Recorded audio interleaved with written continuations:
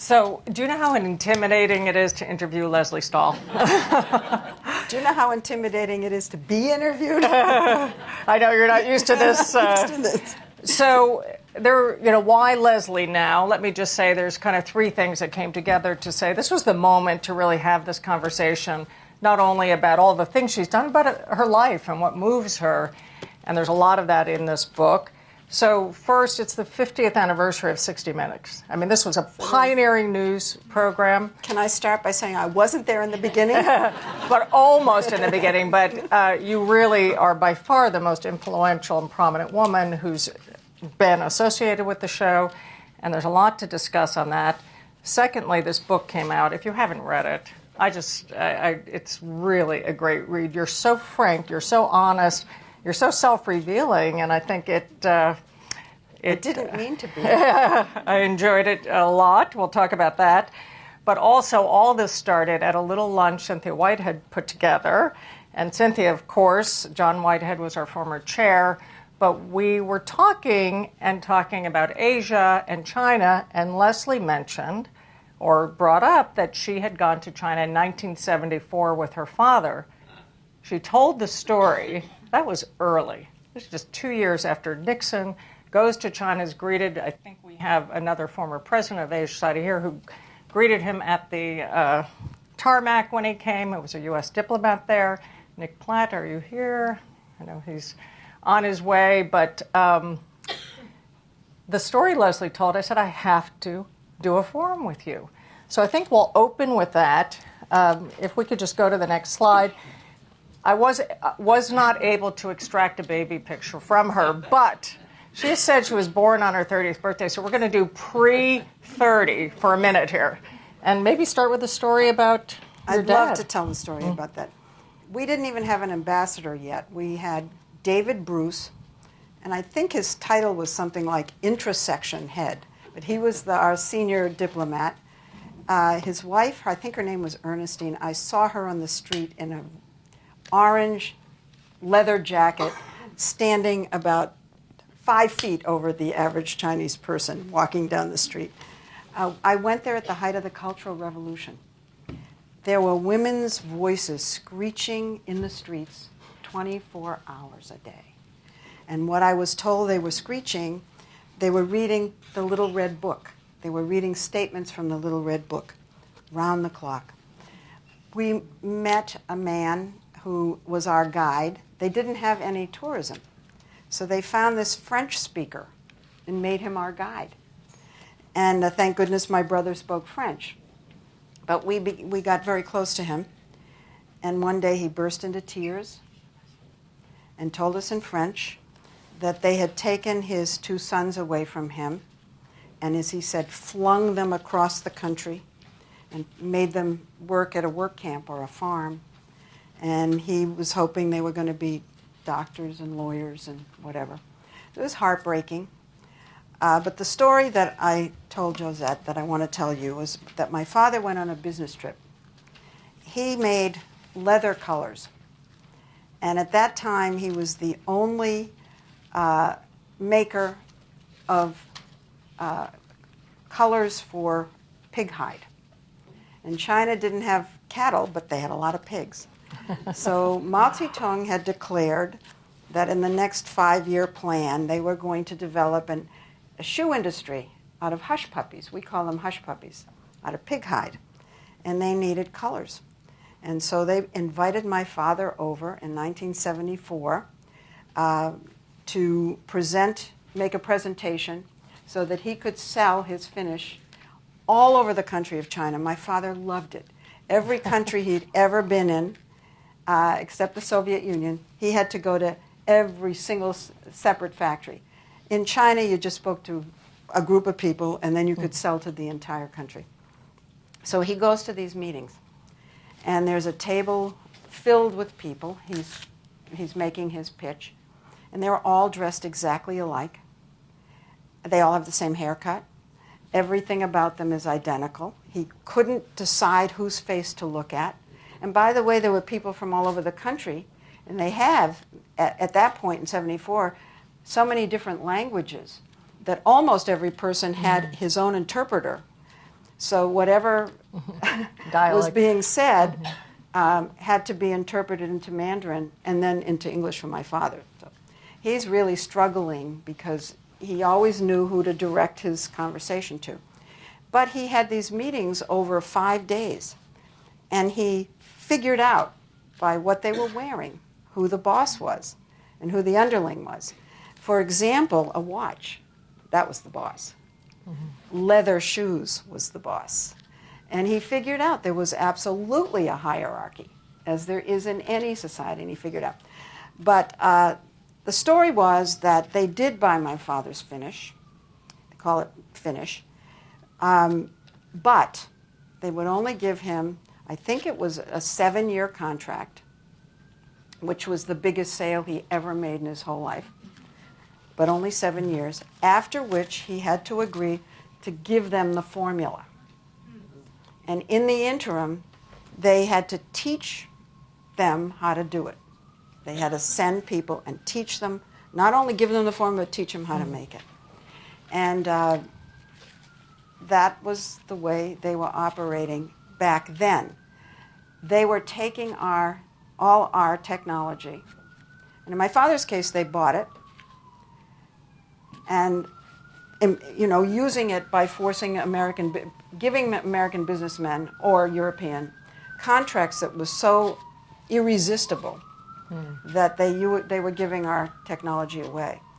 They took us to a farm, and there was a giant shed they took us into, enormous shed, and on one side of the shed there was a tractor, and on the other side of the shed, another identical tractor, bought or stolen somewhere from the West. Every single part was laid out. They had taken the tractor apart, piece by piece by piece. And they were making identical parts by hand, and they were going to build themselves a second tractor. And then they were going to build themselves a third tractor. And that was how they got their technology. The idea that they would take Western technology in any way they could get it was Mao Zedong. Mao Zedong. This goes back. This goes back to the beginning. And they're still doing it, and they're stealing it, or they're buying it, or they're forcing Americans to give them the technology. GE had to teach them how to make plane engines. Same story as my father. I don't know how many years later, 74 to now. So it goes, all of the way they operate in the business world is Mao Zedong. And you've done more on Asia and China, including covering Deng Xiaoping's trip, which really normalized relations under President Carter. We're going to get into that. We're going to go a little chronologically here. I'm confused how the budding zoologist becomes what you're called in this great new book on 60 Minutes and its history called 50 Years of 60 Minutes. She's called the relentless one on the team. How does a budding zoologist become a relentless journalist? Well, after college, I went to Columbia to take the necessary science courses that I hadn't taken in college. And one of my courses was comparative anatomy. And I would go to comparative anatomy wearing gloves. And they wanted us to touch things like sheep's hearts and dogfish sharks, and I just wouldn't touch. And finally, the lab assistant... This is a problem to be a zoologist. Precisely. Yes. Precisely. I actually wanted to go to medical school, and the lab guy said, Miss Stahl, if you won't take those gloves off, you're never going to be a doctor. So I quit. I quit, and I answered an ad in the New York Times and went to work for Mayor Lindsay. Oh. His speechwriter had put an ad in the New York Times for a researcher. Interesting. And I got that job. Yeah. You know, I feel like I need like 6 hours to go through all of this.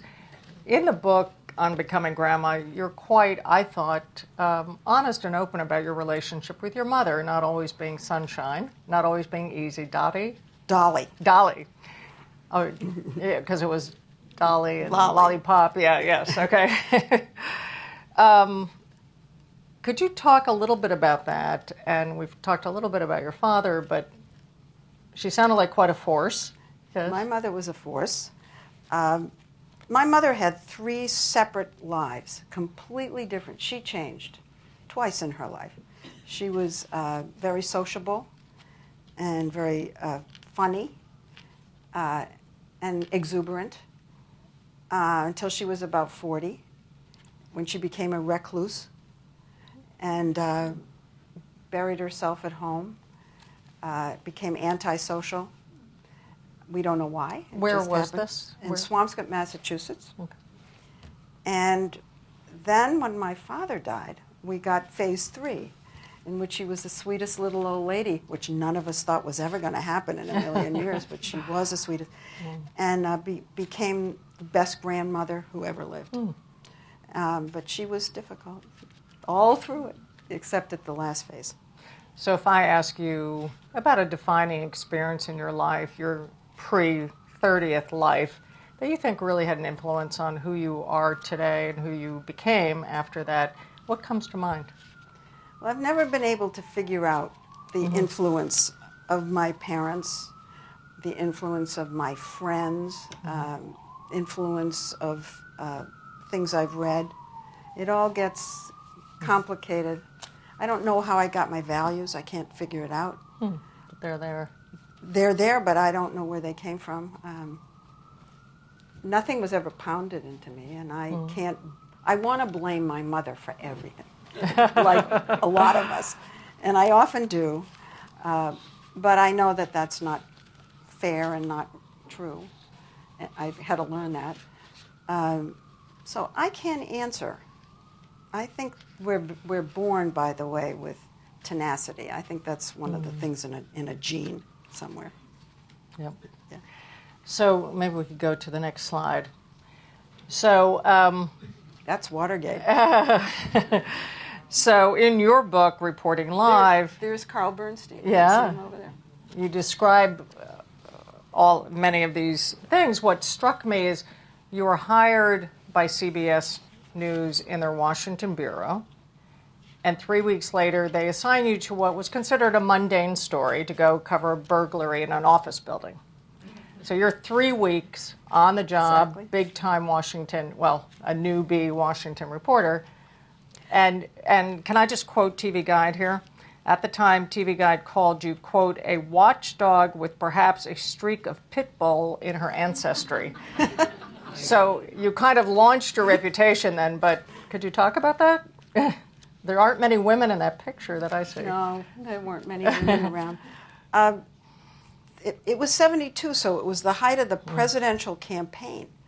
And the CBS Washington bureau was empty because if a reporter didn't have a beat, wasn't covering the White House or the Pentagon, because there weren't many women, he was assigned to one of the candidates. And there were a lot of candidates in 72, and this was still the primary season. So there was nobody to send out to this, what they thought was a local break-in and entering at the Watergate. And they sent me, and I covered all the early court proceedings, the arraignment and so forth. And I was very enthusiastic about this story, and I kept running to payphones, because that's what you did in those days, no cell phone. I had to run to a payphone. And I would say, I have a radio report, and I had a breath from running, and I'd report what happened in the courtroom. For example, early on, they found that the burglars had $100 bills on them, all with consecutive numbers, and they had phony passports and things like that. I'm running out and recording online, and I found out 20 years later that not one of those reports was ever put on the air. Wow. So they were taking them in to humor me. The first arraignment that I covered, there was one other reporter in the room. There were just 2 reporters. That's how insignificant this story was thought to be in the very beginning. And he was a local reporter covering the Metro stories for the Washington Post. And the 2 of us are sitting there, the only 2 people really outside of the lawyers and everything. And he turned to me and he said, "Hi, my name's Bob Woodward. What's yours?" And he kept telling me, right almost from the beginning, don't let them take this story away from you. Wow. This is going to be something. He knew it almost from day one. Well, once we found out that the burglars worked for CREEP, remember CREEP, the committee to reelect the president, then it got interesting in the courtroom. But even our bosses wouldn't put it on radio, even then. Wow. Yeah. Now, somewhat in that era, White House Deputy Press Secretary Larry Speakes This was is much asked, later. This is much later, yes. So this is in the late This 80s. this is Reagan's press secretary. This is Reagan's press secretary under President Reagan. Said, "You were the most tenacious reporter on the beat. I always thought she got where she was because she was blonde, attractive, and female." Is that just a quote from another era, or did you find you were dealing with that a lot? Because No, I didn't find I was dealing with that a lot. I think I put blinders on.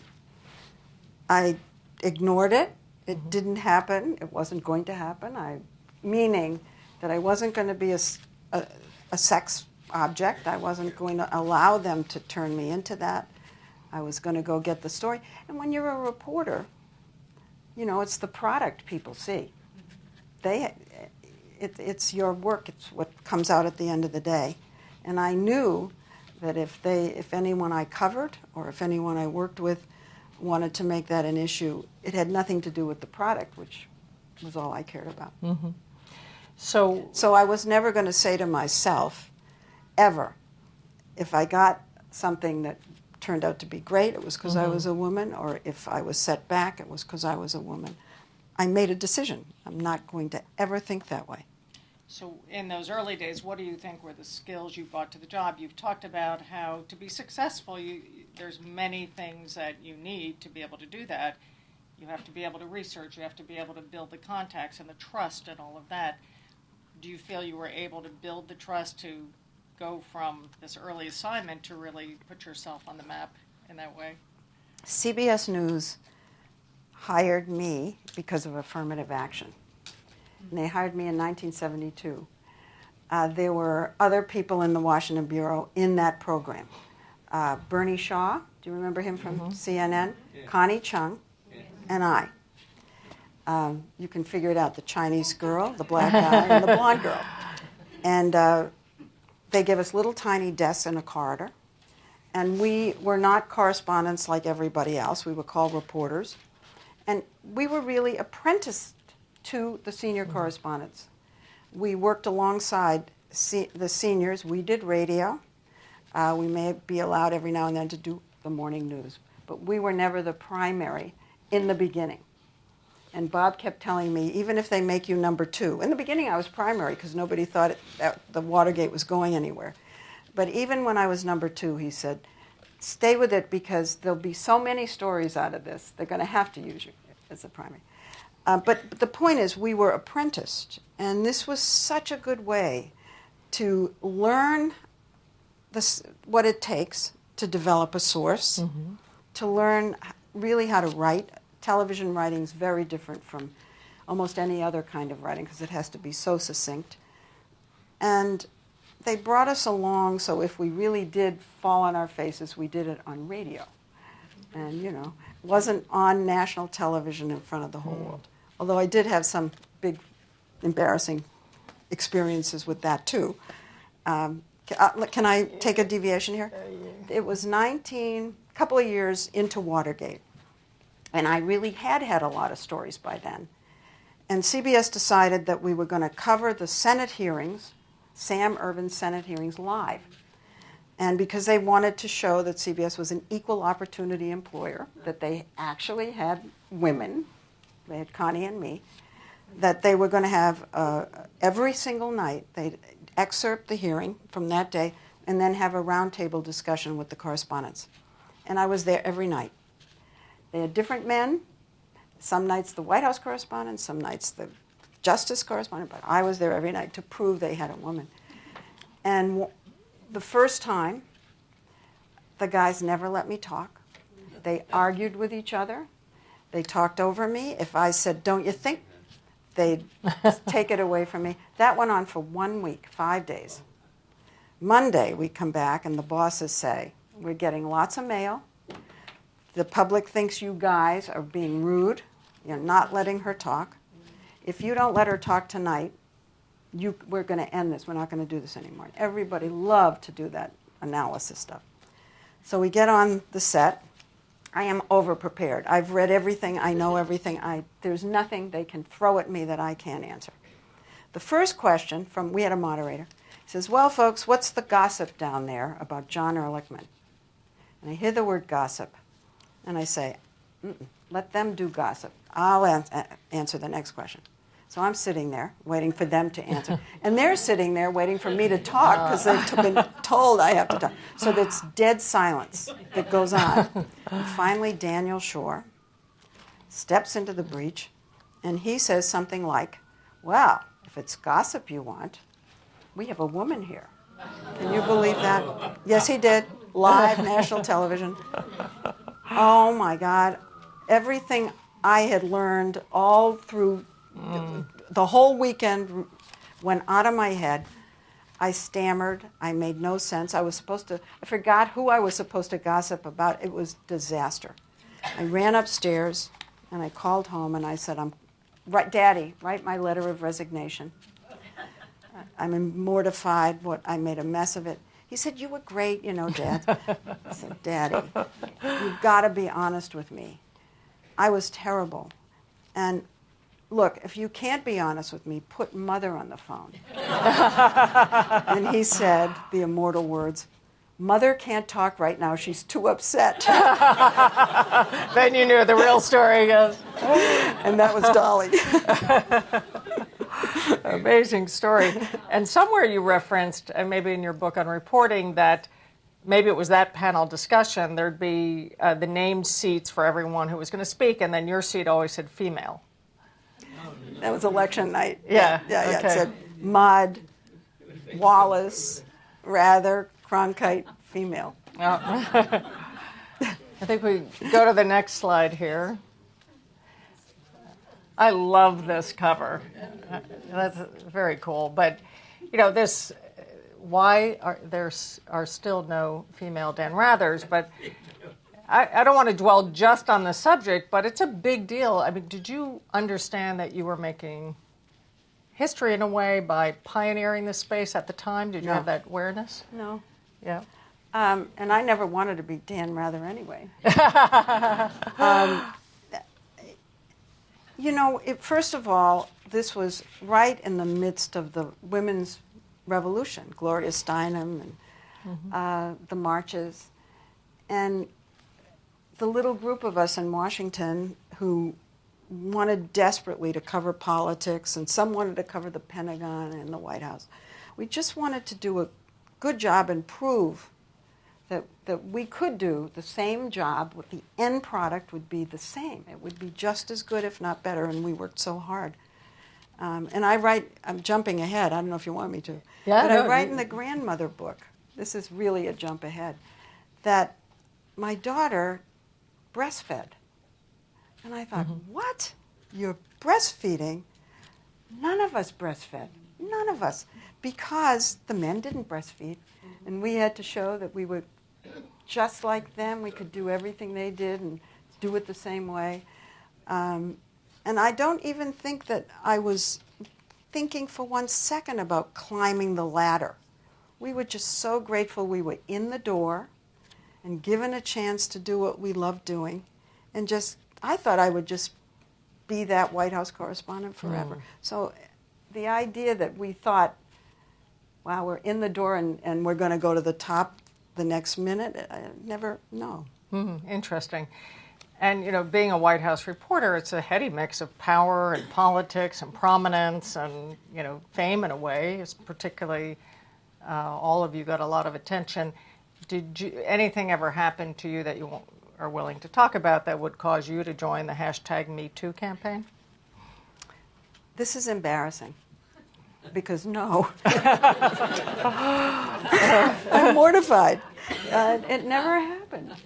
I don't know. It never happened. And is it something you witnessed or were quite aware of, or no?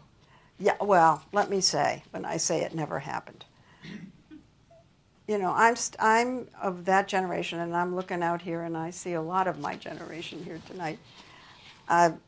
It was just absorbed. a guy, decided to chase you around the desk. It was nothing. I mean, it was just the way it was. And you didn't make a big deal of it. You laughed about it with your girlfriends. It was just part of it. And, they almost never caught us. They'd chase and we'd run out the door. And I don't even remember. Maybe it happened to me. I don't remember. But we did laugh about it at dinner. And there were senators who were just known for this. And their secretaries would say to the women reporters, don't go in there alone. Just don't do it. And, there were certain offices you wouldn't go. It just was known and it was absorbed. And I salute the young women today for speaking up because our time was so completely different. And we're going to, the environment is going to completely, it's already turned around, completely already. So, and during this era, you're chosen to, as Tom mentioned, and Tina, to moderate a major, Sunday program, Face the Nation. That hasn't happened again, right? For network news, you haven't had a woman moderator. If anybody ever asked me what's the best job I ever had, that would be it. I miss it. I love 60 Minutes, obviously. I'm holding on. But can I, this is an aside, I'll come back. I said to my boss. I'm not going to try to produce you. You're one of the most famed story creators, so go for it. My boss, when Morley died, I went into my boss and I said, I know what's on your mind. If I start fading in any way, either mentally or physically, I'm going to be the first one to come in here and tell you. And he looked at me and he said, no, you're not. No one ever does that. No one in the history of the world's ever done that. Pause, pause, pause. I'll tell you, he said. So that's an aside. Where were we? So I was asking about Face the Nation and women moderators. My best job. Yeah. We were all women. Mm-hmm. The executive producer, the producer, we were all women, and they left us alone. We completely ran the show from top to bottom. No one ever said anything. And we just had the best time, and it was serious work. It was live, which is totally different from 60 Minutes, where everything is taped. Live is very exciting. The clock ticks, and they're going on and on and on, and trying to get you not to ask a follow-up question. And it was my favorite time in my career. So we have a 60 Minutes. I think this is 1991 when you start out there. No, that's later. Yeah, no, that's later, and that's not your team. So, okay, let's go to the next slide. Okay, so this is all about, the stories you covered, the people you met, and I think this, to me is a fascinating program here. One thing you were known for is not only being relentless, but fearless and getting out there in the field. I think you're with General Odiano there in Baghdad, maybe, and you called covering the guerrillas in Rwanda the most rewarding day of your life. Talk about whatever you want to talk about on these. I think you're up in the Arctic there. I know I look fearless. I love when people say, you were so brave. I've never, ever felt brave, ever. I come home, and I look at myself in some of these situations, and I say to myself, you are out of your mind. Look at me with Odiano. It's the middle one on the top.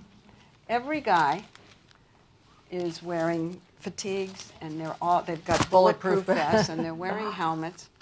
You can't see, but I'm wearing espadrilles. I'm wearing a silk red jacket, and I'm walking around as if there's no chance of anybody being shot at. We're in a war zone. But I didn't feel fear, and I never have. It's not that I put myself there. I felt those nice guys with all those guns are going to protect me. And in the 50 years of 60 Minutes, it says you were known for not liking the human interest story, the soft story. You wanted the tough stuff, the hard stuff. Oh, that's not true. Okay. That's not true. Because the gorillas seem to have won you over. No. I covered Washington. Now you're really going to know how old I am. Covered Washington for 20 years. We did the budget every year. I covered the White House for 10.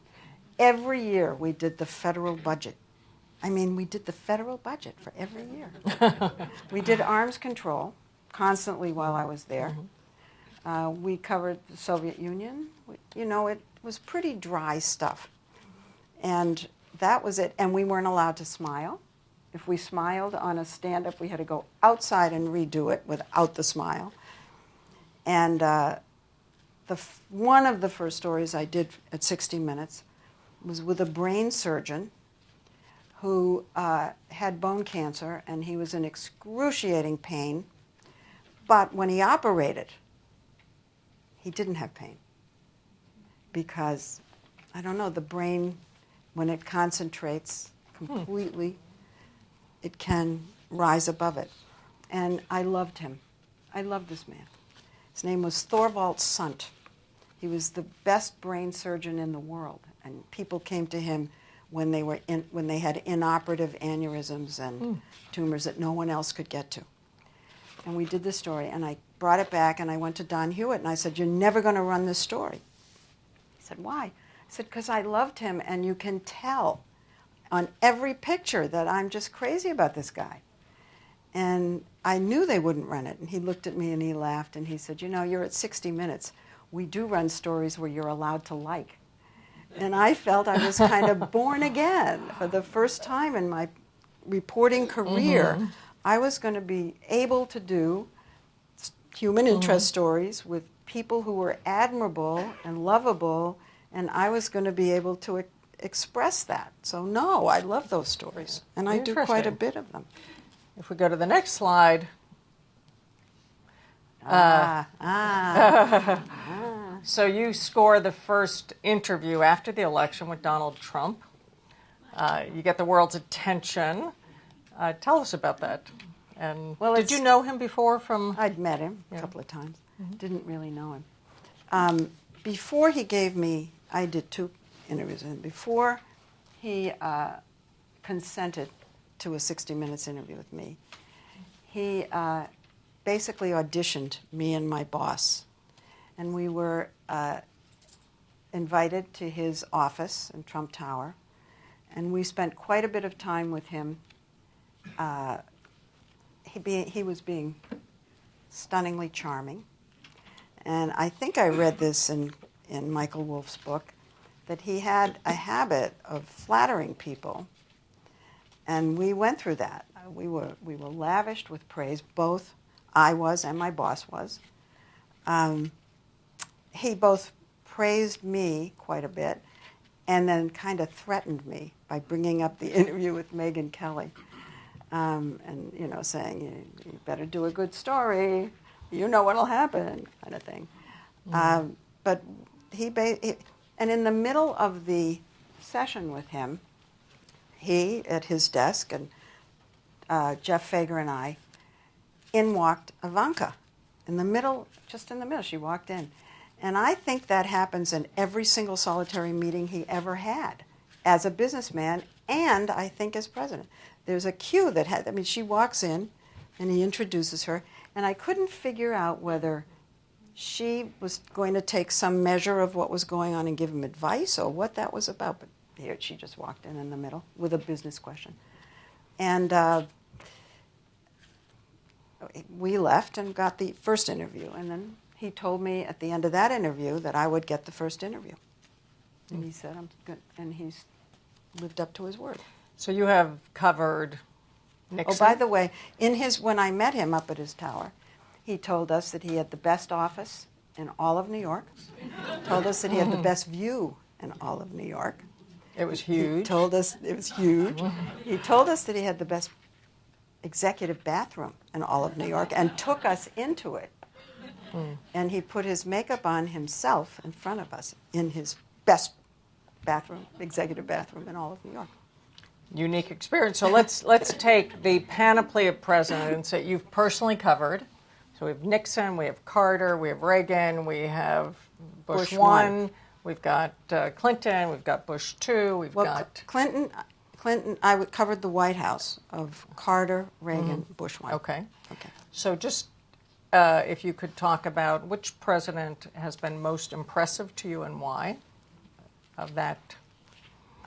Bush 1, because of his honorability, his kind of impish sense of humor, his integrity. I really admired him and liked him a lot. And I think he doesn't get enough credit. One-termers usually don't. And he, was known for kind of his steady hand, knowing what he wanted. I mean, maybe that was... Well, you have to look at the skill with which he ended the Cold War, united Germany, brought the world with him when he decided he was going to go to war. All these things he did quietly, he did modestly. When the wall came down, when the Berlin Wall came down, I was in the pool. And the pool is a group of reporters, a magazine writer, 2 newspaper writers, and a television writer, and a camera crew. And we go in and talk to the president, and then we come out and give our footage to everybody, and the print reporters write up a report of exactly what happened. And we're in there, the wall's coming down, there's a television screen there with the exuberance of what was going on in Berlin. And the president is so low-key and saying, this is a nice day, this is a good day. And I said to him, no enthusiasm. The world is going crazy. Look at the people jumping up and down, and the whole world is celebrating. I mean, what's going on with you? And he said, I don't want to boast, and I don't want to I don't want to make Gorbachev feel that we won this victory. I want to make him feel that we're boasting in any way.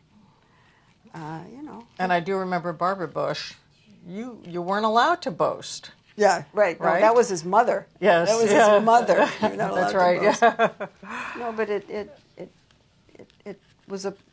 was a service on top of his regular presidency to the world, the way he handled himself. And it was modest, and he didn't get a lot of credit, but he deserves it. In some ways, President Trump and President Bush were opposite in their approach on these things. Many ways? How's about every way? Yeah. Yeah, completely opposite.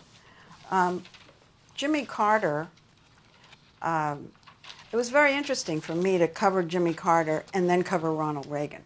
Because if you want to talk about opposites, that was it. Jimmy Carter was young, and he had a very young team around him, in their 30s, most of them. And everything was a crisis.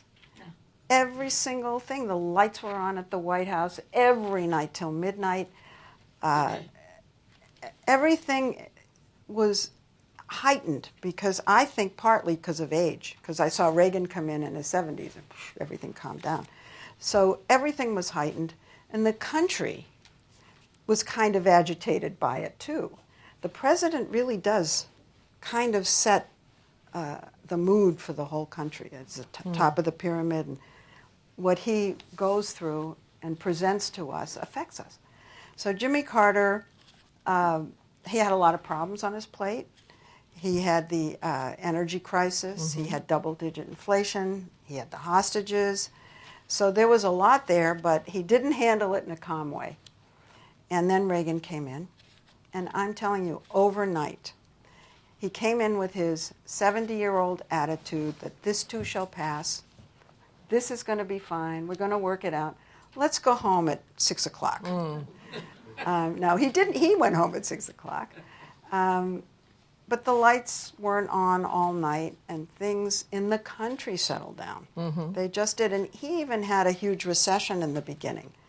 But it wasn't as agitating to the Americans. His ratings went way down, by the way. People forget how low his ratings could get, down in the 30s. This is Reagan. Reagan, when he had his recession. But he even handled that with this kind of self-assurance that this will pass, that a man who's lived a long life can bring. Do you think we'll ever see the era again, which we had under Reagan, where he and Tip O'Neill, Speaker of the House, would spend time together and laugh together and share together, and they'd have their differences. Reagan had a very particular ideology. He didn't agree with him, but it was a completely different Washington in the sense that there wasn't that kind of rancor across party lines. Correct. Right. There was, the wives lived there, which they often don't now, and there was a lot of socializing. But I do think that a president and the speaker, if he's in another party, could like each other a lot and spend time together and play golf together. I think it's possible. I think the personality of the president is a huge factor in our lives and in Washington. And I think a guy who comes in and loves politics and has a Speaker of the House who loves politics, and they can talk about the good old days, I can see that happening again. Sure. Let's touch on a few of these folks and maybe just give your top line observation of them. John McCain. Oh, well, I just did my story on John McCain. He's on the upper left he there. was beloved by the press corps in Washington because he's such an honest, unabashedly giving kind of politician. You didn't find him coming on the shows with the single purpose of not making news, which all the rest of them did. And he trusted. He's a trusting person. With all he's been through, he trusts people, so you like him back for that. He's a little wacky, and he has a temper, but he's basically a citizen, a really strong American citizen who cares about the country and the future deeply, deeply. I remember when he did something, we all remember. What was it? It was the Confederate flag, something in South Carolina. Is this the thing he ended up apologizing for because he twisted himself around for politics? And he later said, oh, I despise myself for having done that. But I did just interview him after his diagnosis, and he was fairly optimistic, which is a sort of window into his personality. Yeah. What about Mark Zuckerberg, someone who's changed the way the world works? Well, Left hand, middle there. I interviewed him twice. The first time he had just started, and he was so young. He was 24, but he was young. It wasn't just that he was in his early 20s. He was a kid, and he was running this company, which was already wildly successful. And he was in over his head, and he knew it. And then I interviewed him just about 3 years later, and he was a CEO. He figured it out in 3 years, was in command, and I think if he walked into a meeting, he would force the rest of the room to look up to him. Oh. I'm a little baffled by what he's doing right now with Facebook, mainly because he seems to be opening a social media site for 6-year-olds.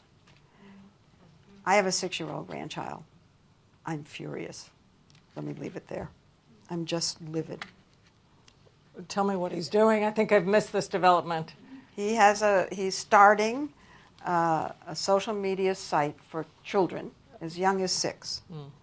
And, it's addictive. And so let's start them early. I think it's outrageous. Henry Kissinger was asked here if he tweets, and he said, I have enough trouble figuring out what I think about in the world than to read what 5,000 other people are thinking about. No, I don't, and I will never. So, it is such a generational thing. Although that Trump does it is kind of interesting, because most of my friends my age, his age, don't. But there he is, working away at it.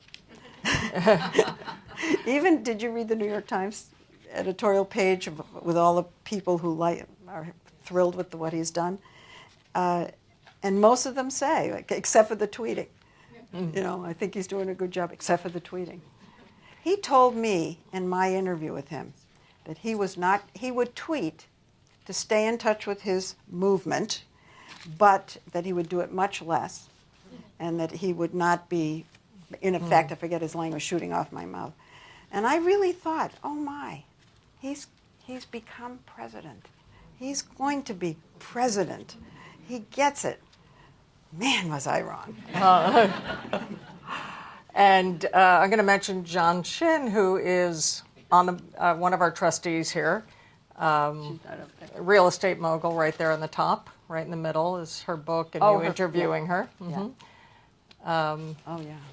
So I did an interview with her and Ariana Huffington here about East-West women's leadership, and she was working in a Hong Kong shirt factory, sewing, doing piecework, got herself in university, rose to the top. What do you think of this rise? We have a wonderful woman CEO here, Susan Hakaranian of Lutron Electronics, happens to be a nuclear physicist too, a new trustee. But, seeing women really making a huge impact on the world of business and all of that. Is that an era you thought you'd see? And any thoughts? Well, Shin is remarkable. She is just a stunning example of a person who has so much resilience and forcefulness that she came out of nowhere. And she told me a story when I did my piece of somehow getting herself to England to go to university and not knowing a single person. She thought her English was terrific. She'd been in Hong Kong, but she was having trouble understanding anybody. She sat down on the curb. I think she was going to Oxford, but she wasn't going. She was around that university and just cried and cried, and somehow she got into the university, and just rose and rose and rose. When I did my story in Beijing, she and her husband were huge celebrities. They were running this giant real estate company, building enormous skyscraper buildings, not just tall, but they were tall and wide at the same time. Business enterprises and residential buildings. And they were blogging, and I believe tweeting, about democracy coming to China. And they were so sure that the country was opening up.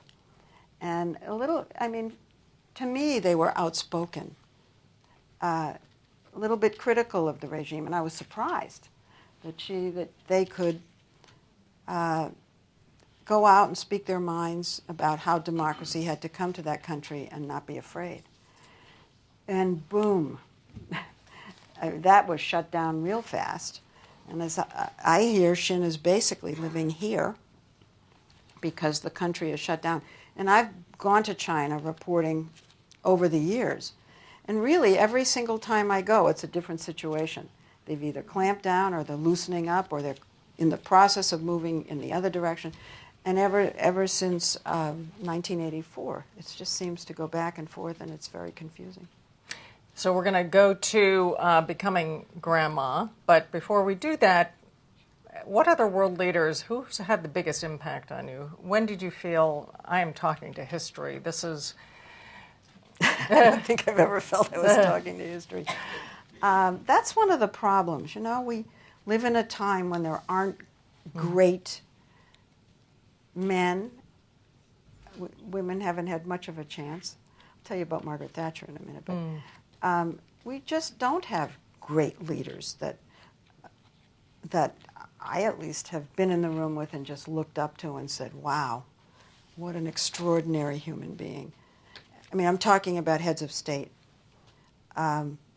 Margaret Thatcher is one of the smartest people I ever interviewed. I'm not saying that I thought I was seeing history, but she was a force. I'm not intimidated, almost ever, and she intimidated me, and she could do it. She could do it, and wow. Just with her stare. Her. Just with her voice, actually. Yeah. You knew her, Harry, right? I do. To my cost. Yeah. Did she intimidate you? Everybody intimidates me. Sir Harold Evans. Margaret Thatcher had a lot to do with Margaret Thatcher. Good and bad. I mean, I could talk a long time about it, but it's so fascinating listening to you. Please continue. Yeah. So we're going to come to all of you in just a moment. We're just going to now kind of end Do Grandma? We're going to talk about Grandma. I'm going to quote the beginning of your book. If any of you have not read this, she actually reads the Audible version. Do we have Audible fans out there? I love the, because I read too much and you do a great job reading it. Thank you. And just the introduction alone is really interesting. But you start and you say, you really are exhilarated, clearly, even though you approach grandparenting like an investigative reporter in a way. But over the river and through the woods, becoming a grandmother turns the page, line by line, you are rewritten, you are tilted off your old center, spun onto new turf, and reach the depth of pure loving you have never felt before. And you said it exhilarated you with a new purpose, and said we're entering the era of the grandmother. Well, of course, I wrote that when I knew Hillary was going to be president of the United States. But I do think women are coming into power slowly. I can't believe it's taken us so long. I said I came into the workplace in 1972 when affirmative action was passed. And the idea in 1972 was that women had arrived, we're on the path, where it's just going to be another 10 years. And we haven't had our Margaret Thatcher yet. But I do feel that we're moving up to a tipping point.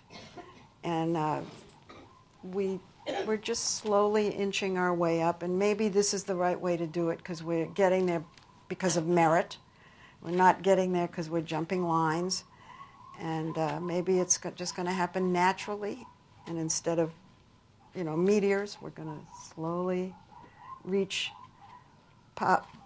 power in the country and at these companies in a natural way. So now that's a hope. Have you look in a crystal ball. By when will we have had a woman president? I know, it's taking a guess. And what are some names that come to mind of women you see who might be that woman? Well, obviously, I thought we were going to have a woman president by now. Wrote a whole book around that concept in a way. It could happen in the next election. We don't know who the candidates are going to be. We don't know if Trump will run again. We don't know if the Democrats will have a woman or the Republicans will have a woman. We don't know who they are. At this stage, Bill Clinton, no one had heard of him. Certainly no one had heard of Obama. I mean, when I say Clinton, no one was thinking of him as a presidential candidate. So there are people out there that we're not imagining. So I don't know. In the book, you say getting old breaks the glass ceiling, and you talk about Janet Yellen being 69, Nancy Pelosi being 75, Elizabeth Warren being 66. Yeah. That's because, what I wrote in there, and it came to me from a girlfriend, is that when women get older, men are not intimidated by us because the sex junk goes away. Right. And when you're younger, it's just in the room. It just is. Let's face it, we're animals, and the attraction is there between a man and a young woman. And the minute we can no longer produce, while we may miss that, hey, he didn't flirt with me today. We all can do our jobs more easily because that junk is out of the way. And I do think that men, and maybe women, can accept an older woman in a position of authority. That's why I thought Hillary being a grandmother, I always thought this, that would be an advantage to her, but she chose not to use it. She chose not to say at every turn, I'm a grandmother, which I think could have. I actually went to a focus group, and I was allowed to ask some questions in this focus group about her being a grandmother. They were all Republicans. They hated her and despised her. They told me that she was crooked and all the things. I said, but do you think that her being a grandmother will soften her image and help her? And a lot of the Republicans said they thought it might help.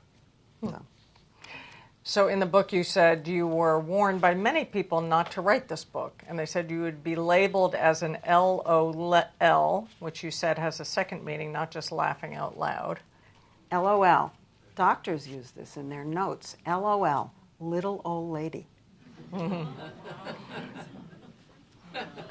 Yeah, and I was told that it would hurt my career if I labeled myself as a grandmother.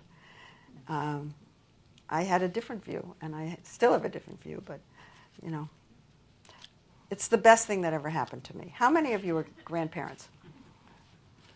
Come on, I know of you in here. Yeah. Are they going to ask questions? Yes, they're going to ask Can questions I tell now. you one story Yes. before? You about can, being- you can. This is my final thing before I take your questions. But the day that my the paperback version of Becoming Grandmother came out, I was in a coffee shop on the east side, and I walked out, and there was this man, hunched over, wisps of white hair, a little tremor, pushing a stroller, actually a carriage. And a little boy was in it, and he was acting up. And this man was so patient with this little kid. So I blurted out, "Grandpa." And he looked at me and he said, "Daddy." And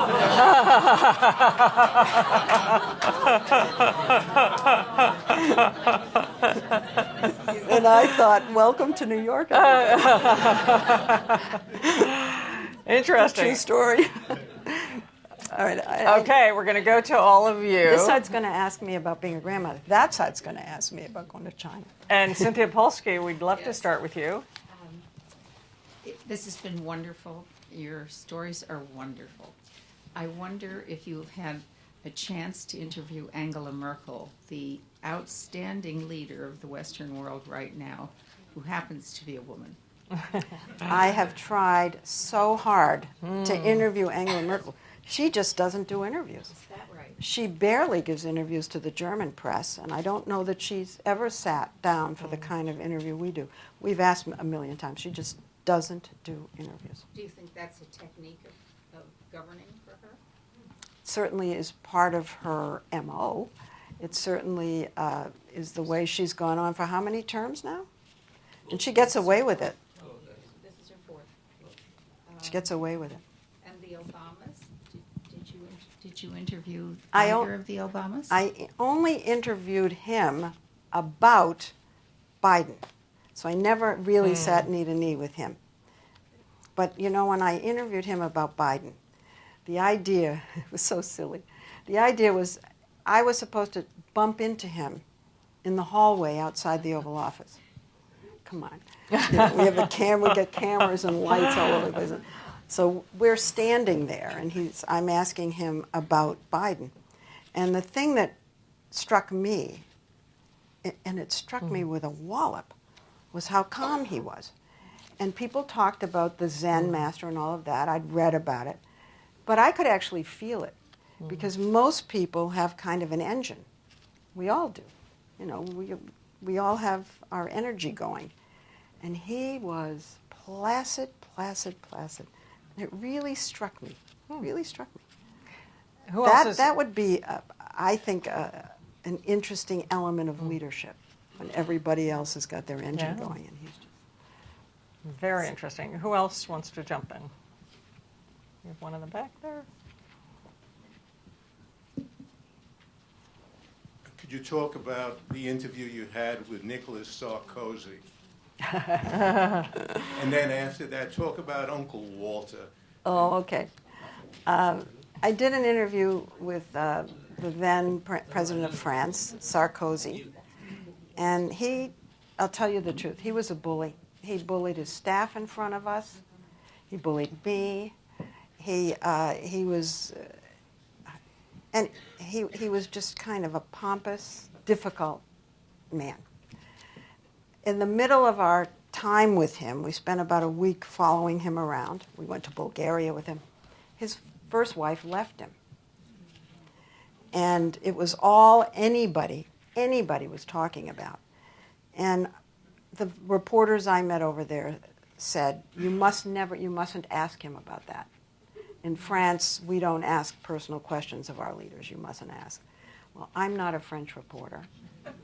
And the truth is, it was the only thing anybody in all of France was talking about, in fact, all of Europe. So I asked it. And he called me a vulgar name, threw off his microphone, and stormed out. And of course, we ran the whole thing. That was my time with Sarkozy. It became Has quite... anyone else walked out on you? Yeah, I've had a couple, but that one was quite dramatic. In fact, I wasn't even sure we had much of a story. And then he did that, and I turned to my producer. I said, we have a story. So that was kind of silly of him. He made a mistake. He should not have done that. He just could have ridden it out. He could have said to me, we don't talk about that in this country. It's not an appropriate question. He could have put me down big time. He was very emotional. And I thought, how can you be that emotional? You know, they always talk about women having wild emotions. I've met so many men who can't control their emotions. Interesting. So, And Uncle Walter Cronkite, Yeah. You talk about a leader. He was the kind of leader of a news organization. He could have been the leader of any, where everybody wanted to do a great job so that he would praise you. You know, you were working for his pat on the back. And he had total integrity, as you all saw, and a great sense of humor, kind of a ribald sense of humor. You would never call him uncle if you heard one of his jokes. He told me one, I'll just say it this way. He told me a joke about proctology. I'm not going to go any further, although he did. But he was a serious journalist, obviously. Yeah. And we have one here. We have a bunch that have come in online, so I've got a whole list here. Can you offer any thoughts about the training that you and others at 60 Minutes get concerning questions you should ask, how to form a question, and when to ask a question? You know, by the time we get to 60 Minutes, if we haven't learned that, we won't be there. So we don't get any training. And that's why I mentioned the apprentice system that I went through, that kids today don't get the opportunity to do. There aren't apprentice systems in journalism anymore.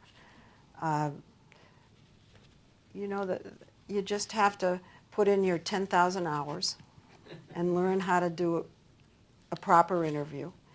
And after 10,000 hours, they hire you at 60 Minutes. That kind of dovetails. No training, and no one tells you what to ask, and no one tells you what not to ask. That dovetails with a question from Charles on Twitter, who says, in this era of social digital media, how is the reporter-centered investigative journalism, such as 60 Minutes, coping with the changing landscape where almost anyone can slap on a microphone, attach it to a smartphone, and call themselves a reporter? Yeah. Well, it's frankly disconcerting that seems to be the direction that news reporting is going. I find it disconcerting, but you know, you can't stop technology. You just can't. It's a wave. You know, it's like putting your hand up in a tsunami. You just can't stop it. And I keep thinking that the internet will get a policeman. I thought that when it really started, almost at the beginning, and In it some needs countries, a it policeman. does. I don't mean it needs. I mean a traffic cop, or I don't know, somebody who just says, or maybe it's a good housekeeping seal of approval. You know, somebody's going to say, this is a legitimate site, and these people aren't, and you know, you can read these people over here if you want, but we're going to put a label on it so you know, it's out of control. I worry about the future of journalism, and I think we all do. And I keep thinking that what I do won't be done. Interesting. Do you worry about the future, the world we're handing your Yes, I Beautiful. worry about the world I'm handing my grandchildren every single day. What part do you worry about? Well, right now I'm focused on social media and the addiction that young people have with their phones. And I care about it deeply. I don't know why. I've been screaming, boring my friends with this, that we have to find. My poor daughter, she keeps telling me her kids are too young to worry about it. And I say, well, you have to. Why can't mothers get together? The problem, did you read the story in, I think, the Times about this 12-year-old boy and his parents decided he wasn't going to get a smartphone. And he lost all his friends because he didn't know where the party was and he didn't know what anyone was talking about. That's how they communicate. So you have to let them have it. It's not as if you can say to them, no. But I think if all the parents got together and put some limits on, it would, I don't know. There's no solution. I'm just very frustrated by it. In your book, you talk about your generation, which wanted to change the world in the 60s and all that that represented. Are you a little surprised that we haven't left things in better shape?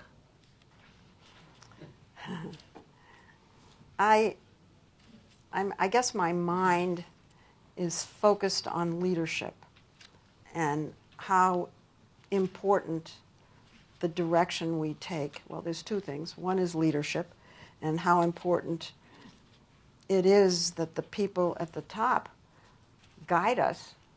Sometimes you feel helpless when you're driven in one direction. So I'm not sure I relate to what we did as a generation. I'm not sure I relate to that.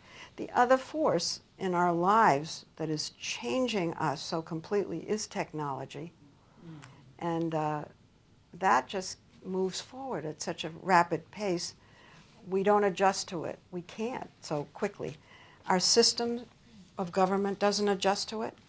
We have the same constitution we had in 1776, and everything's changed. And we don't adjust the way we elect people, and everything's changed. We don't adjust really the way presidents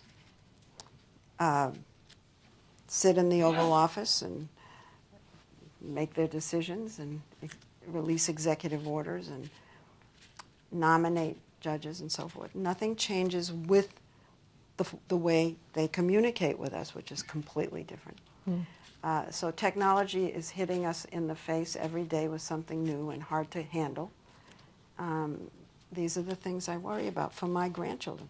I worry about how they're going to make friends when they're sitting home on their phones all day. How they're going to meet a guy. How they're going to read. I mean, the brain gets wired in a certain way when we learn to read. And when we do read, how do these machines wire us? We don't even know. I don't know. It's true. I do stay up at night worrying about these things. Yeah. You wanted to jump in? And then we'll get you in the back, yeah. Oprah question. My question was, do you think Oprah should run and will run? You do know that I've had my opinion surgically removed, right? I don't know. I don't know if she's going to run. You know, she is at 60 Minutes, but she's never in the office. So I can't go next door and say, are you really going to run? I haven't seen her. So I know what you know. And in the back there, Hi, I just wanted to ask about the elephant in the room.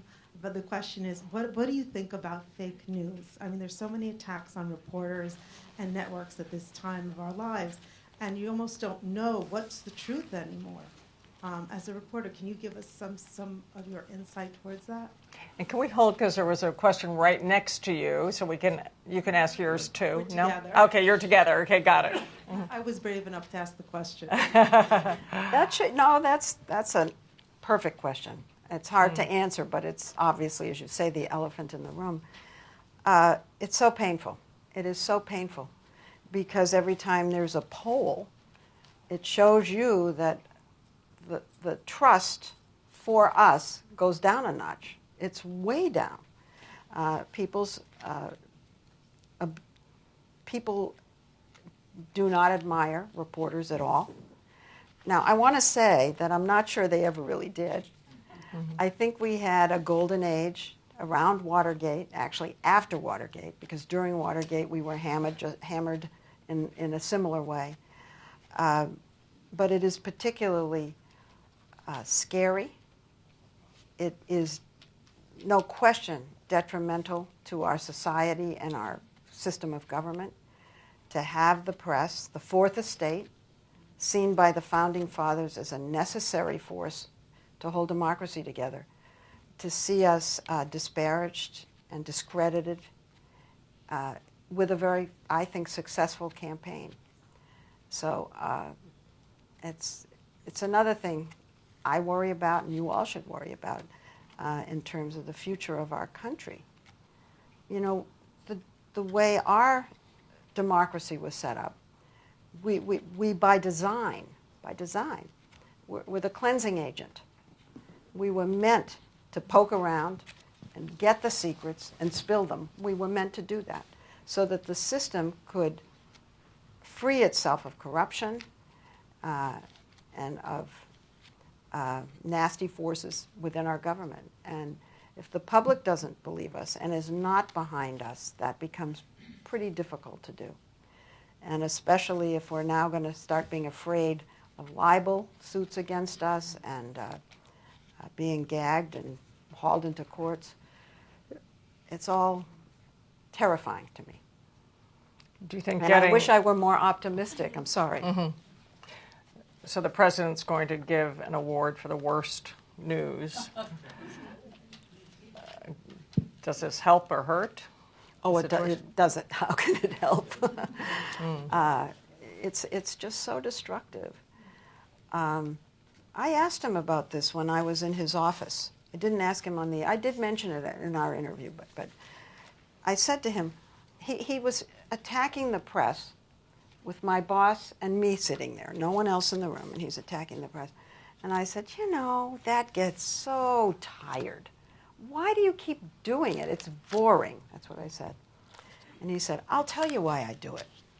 I'm getting out in front of you because I know you're going to be nasty to me, and I'm getting in front of you so no one believes you. He said that. So it's a design, it's a purpose. He knows what he's doing. And he's succeeding. That's the painful part. I think right here.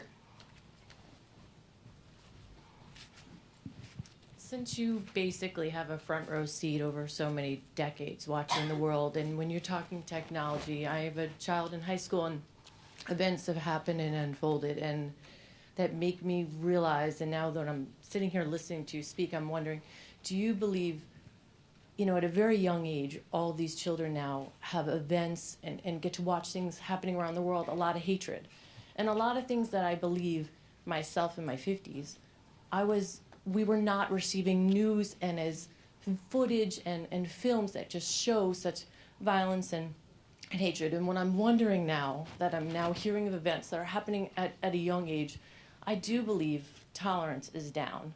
And so I'm wondering, actually it'd be interesting, do you believe today, you know, you've seen so many things, that the world is, that we're more exposed to things that are going on because of, you know, media can get, in their outlets that we can get it at so much faster? Or is it just we're getting it faster, or is there more things going on in the world? Both. Both. We're getting it infinitely faster, and it's being accessed from everywhere. From everywhere. I mean, the internet is everywhere, and social media is everywhere.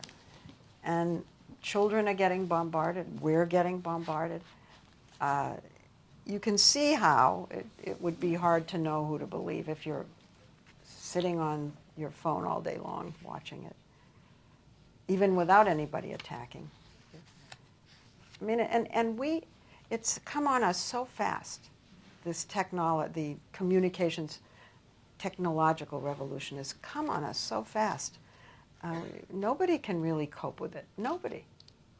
I can remember, of course we all can remember, when it was just television everybody had to cope with. And they were saying television was going to dumb us down. Remember that? Now, maybe it did. I don't know. But we are so far away from there. It happened like that we moved from 3 networks where everybody in the country watched the same thing at the same time, where we all began to dress alike and look alike and talk alike and laugh at the same jokes because we watched the same TV shows, to now where there are 1,000 outlets, probably 100,000 outlets to watch and listen to, and it's just beyond a person to be able to handle. We're not built for that. What's your morning news routine? How do you learn about the world each morning? Well, I have my television set on when I get dressed, and then I read the newspaper, old-fashioned Which paper. newspapers? Well, I start with the Times. Mm-hmm. My second is the Washington Post. My third is the Wall Street Journal. And my fourth is the Post. And then I go to work. And no Google News, Drudge, blogs? Not really. I'm beeped a lot. And so I'll look at whatever is beeped at me, but no. No. So we had one last question over here, yes.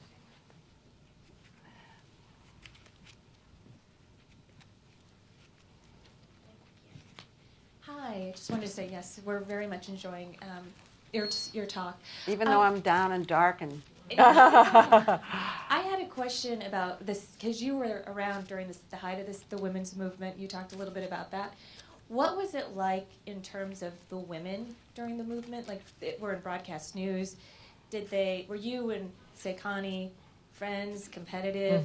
Did the men try to pit you guys against each other? I mean, can you talk about that? Sure. That would be great. I'd love to talk about that, actually. There were so few of us that we actually clung together. And when I was in Washington in the early 70s, a group of us, maybe all of us, there was a group of us who were spending so much time with men that we formed a lunch group. And we met once a month religiously. No one ever missed this lunch. Just so that we could have girl talk, to be frank. We said we weren't going to talk. Everybody in this group was a reporter, so we were all covering the same stories. We just needed to have the, I guess when you're in a somewhat hostile, and I don't mean hostile in the sense we hear it today, but foreign. You're the only female, and it's all males. You're on alert. You can't even help it. Your body's just on alert. And we just needed to have that hour and a half once a month to relax and talk about silly things. Silly things like, who's your butcher? Or, I like that nail polish, that kind of thing. And we met, I lived in Washington for 20 years. We met once a month for 20 years. So we clung to each other. Connie and I were good friends and we're still good friends. And there were very few of us. Who were some of the others in that core group? Well, they were radio a lot. Cokie Roberts Sure. and Linda Wertheimer. Well, this was a pollster. Dottie Lynch was a pollster. Did you know Dottie? Did you know Dottie? No. No, you didn't. But I worked when I started at NPR. Linda Wertheimer. Yeah. You were my role model. Caddy, please say something. Caddy Martin. To Cynthia's question about Merkel, I'm in the middle of writing the first American biography of Angela Merkel, and I just spent the last 3 months in Berlin following her around. Did she And you're give you an quite right. interview? She's given me access, but not a sit down. And in fact, her authorized German biographer has not. In fact, he's just given up, which is fine good news for me. But I just wanted to say, and picking up on the question about Oprah too, that it's a measure of what a mature democracy Germany is. That somebody as assertively and deliberately unglamorous, uncharismatic, and absolutely committed, to say nothing of brilliant, she's like Thatcher, she's a physicist by training, that she would be elected 4 times over, and that we're talking about Oprah, and the fact is that Angela Merkel could not get elected dog catcher in this country because she does not give a damn about her appearance, which is Yeah, but that's obvious. our system. Well- And they have a parliamentary system, and we don't, and maybe we should. But Maybe Germany- we've come to that Yeah. point where we just but have also, to. Germany has never even had a queen uniquely in Europe, so she is a phenomenon, and part of her secret is that she doesn't call attention to the fact that she's a woman. In any way. I've watched her go clothes shopping. She buys 6 pair of the same black pants and 6 pair of the same moderately priced black flats. And then her tailor sends her 18 different little blazers in various colors. All the same. And she, You know she what? has absolutely no feminine vanity, but she's very womanly if you get close to her. Grandmotherly, womanly. Not grandmotherly. No? No. I know she doesn't have children, but I No, mean, she she made looks a decision grandmotherly. not to have children because she has But committed can to I tell you something about Margaret Thatcher? She was very vain, Yes. and she very glamorous. very glamorous, Yeah. extremely Yeah. glamorous. People don't realize that. Yeah. When she was on Yeah. the tank. Very seductive. Yeah. Bill Schiff on the scarf on the top of the tank. Those clothes she always wore jackets with a V-neck, and they were very sexy. She was sexy. So but you're Very right about our interesting. country. The system is not appropriate. Well, Cynthia, another amazing President's Forum. Leslie, we're so honored to have you here. Josette. Your life, it's I'm so gonna interview talk about you being next. intimidating. To do this, I do want to point out that the first woman president of Asia Society, Vishaka Desai, is here with us. Yes. So, proud and honored to follow in your footsteps, Vishaka. But thank you, everyone, and thank you for coming out on a winter night. And if any of you come up to say hello to Leslie, be careful. She's broken her right hand. Don't grab it. Right, I Okay, shake just with wanna- my left. Okay. So thank you. And thank you. It was Wonderful. so fun.